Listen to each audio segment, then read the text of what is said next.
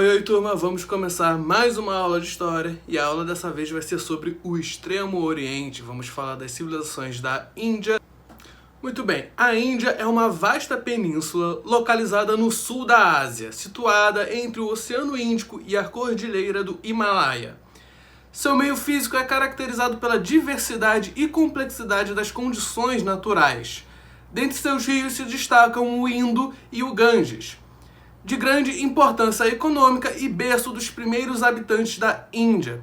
Mais uma vez, como a gente viu em várias civilizações da antiguidade, todas essas grandes civilizações começaram próximas de grandes rios. Os hindus consideravam o rio Ganges sagrado e suas águas são utilizadas para a purificação espiritual. Os Drávidas, de origem desconhecida, habitavam a região e formaram uma poderosa civilização urbana que remonta a 4.000 anos antes de Cristo. Possuíam um sistema de esgoto e dominavam o cultivo de arroz. Por volta do ano 1500 a.C., a região passou a ser habitada pelos Árias, povo de língua indo-europeia e que tinha o sânscrito como sistema de escrita. Eram grandes guerreiros e pastores e acabaram dominando os Drávidas. As lutas travadas pelas tribos árias são descritas no poema épico Ramayana. Os sacerdotes árias criaram um sistema de castas. Consideravam-se nascidos duas vezes, querendo com isso dizer que eram nobres de grande importância. As castas serviam para dividir a sociedade indiana entre mais nobres, mais evoluídas e os menos evoluídos. A Índia não era um país unificado. Ela compreendia grande número de pequenos estados independentes governados por monarcas denominados Rajas. Em época de guerra, eles reuniam-se em torno de um Maharaja, que estava acima deles.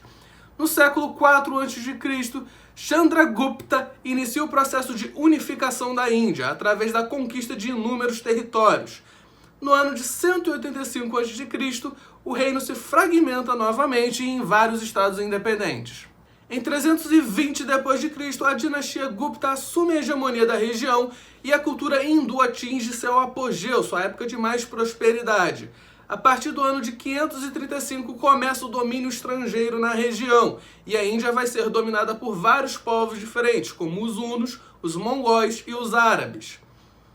Em 1619, os ingleses estabeleceram sua primeira feitoria na Índia, iniciando seu domínio na região através da Companhia das Índias Orientais. Em 1858, a Índia então passou para o controle do governo inglês. Só em 1947, a Índia conquista então definitivamente a sua independência, livrando-se da dominação inglesa.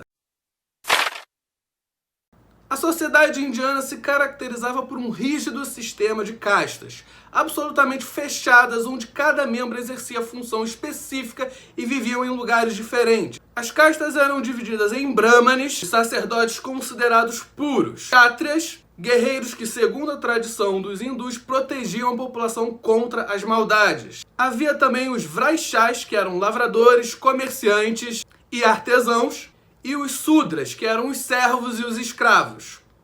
Os chamados impuros, ou párias, párias significa justamente a margem da sociedade, que estão excluídos, não pertenciam a nenhuma casta específica. Os párias geralmente eram prisioneiros de guerra, nascidos de uma união de pessoas de castas diferentes ou expulsos de suas castas por terem violado as leis religiosas. Eles não podiam viver nas cidades, ler os livros sagrados ou banhar-se nas águas do Ganges. Além disso, realizavam trabalhos considerados impuros, como lidar com esterco, com esgoto e com a cremação de cadáveres. A agricultura era a base da economia na Índia. Eles cultivavam arroz, trigo, cevada, algodão e frutas como a tâmara. As terras de cultivo eram irrigadas através de grandes canais. A criação do gado era uma importante ocupação dos indianos também. Seus rebanhos de vacas, carneiros e porcos formavam uma de suas principais fontes de riqueza. Os indianos também fabricavam tecidos de algodão e lã, produziam porcelana, objetos de marfim, vasos e estatuetas. Estes produtos eram de uso pessoal ou comercializados. O comércio indiano era desenvolvido, comercializavam com os povos do Oriente Médio, gregos e romanos. Exportavam tecidos, ornamentos, pérolas, perfumes e principalmente suas especiarias. Especiarias são os temperos.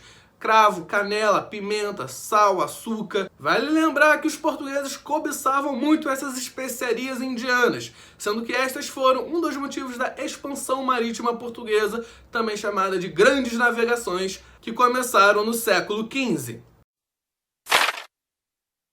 A religião indiana era bastante diversificada, tendo se destacado o Vedismo, o Brahmanismo, o Budismo, o Jainismo e o Islamismo, que foi introduzido na região a partir da expansão dos árabes muçulmanos. O Vedismo é uma religião indiana primitiva que cultuava as forças da natureza, como o fogo, o ar, o trovão, o sol e a água. Acabou sendo superado pelas outras doutrinas religiosas. O Brahmanismo ou hinduísmo foi introduzido pelos árias e não acabou com os deuses antigos, mas estabeleceu a existência de um ser universal, o Brahme. O hinduísmo pregava então a crença na reencarnação e no sistema de castas. O brahmanismo diz que o homem nasce predestinado a ocupar uma determinação social, ou seja, pertencer a uma determinada casta.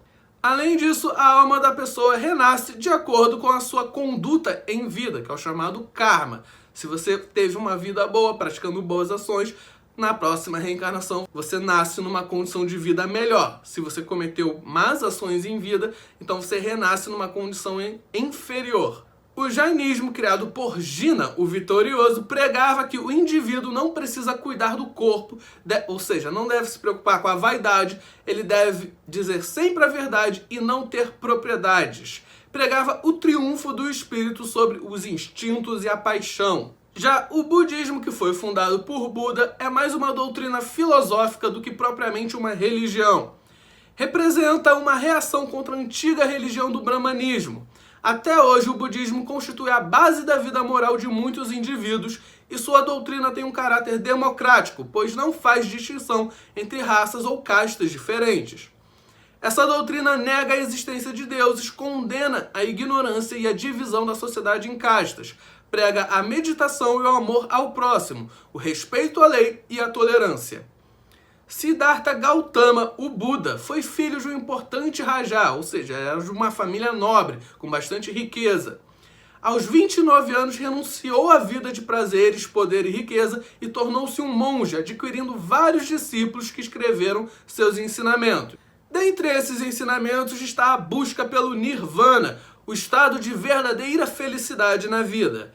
Porém, para alcançá-lo é necessário dominar todas as paixões e os desejos humanos. Buda morreu então no ano de 544 a.C. e é considerado, a partir de então, um ser iluminado. Assim como em outros aspectos, a cultura indiana também era rica e variada, com destaque para as ciências como a matemática e a astronomia. Na matemática, os indianos conheciam a extração da raiz quadrada e cúbica e a solução para a equação de segundo grau. Os chamados algarismos árabes são de origem indiana. Na astronomia, a partir do século V, os indianos estabeleceram que a Terra era esférica e identificaram o movimento de rotação da Terra. Além disso, criaram um calendário de 360 dias, 12 meses e intercalavam de 5 em 5 anos, um mês de 25 ou 26 dias. Os indianos também tiveram um grande destaque nas artes, na arquitetura e na literatura. A Índia apresenta uma das mais peculiares e fascinantes culturas, que se mantém viva há mais de 5.000 anos. Então é isso, turminha. Terminamos a aula de hoje. Tchau, tchau. E lavem as mãos.